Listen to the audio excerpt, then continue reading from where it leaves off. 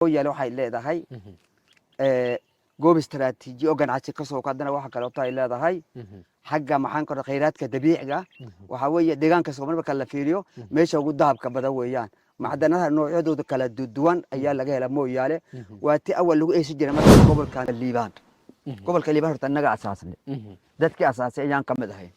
waliba dadka ka soo jeeda gobolkan Daawa gaar ahaan beesha garre siyaasiintoodii baa sababteeda leh gobol Liibaan leeyra inuu deegaanka Soomaalida ka asaasmo deegaankana ku bukaan maxaan ku yiraahdaa ilaa iyo doolow filto iyo dhulkan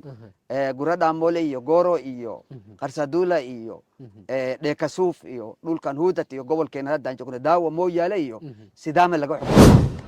degmada mooyaale marka hore intaan taariikhda ku dhaadhaceen waxaan galiya geographiga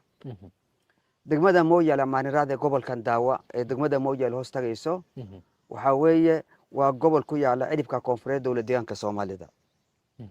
wuxuu had la leeyahay jamhuuriyadda Kenya sidoo kale gudaha dalkiisa marka loo soo noqdana wuxuu haddana xuduud la leeyahay dawladda deegaanka Oromiya geography ahaan dhinaca dawladda deegaanka Soomaalidana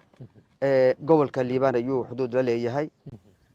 intaan haddaan uga gudbo horta mooyaale waxay ku taala waa magaalo xuduudeed waa magaalo ganacsi waa magaalo dekad qalalan leh waxyaabo Itoobiya uga dekadaha maxaan ku Mombasa iyo Lamu si toos ah waxa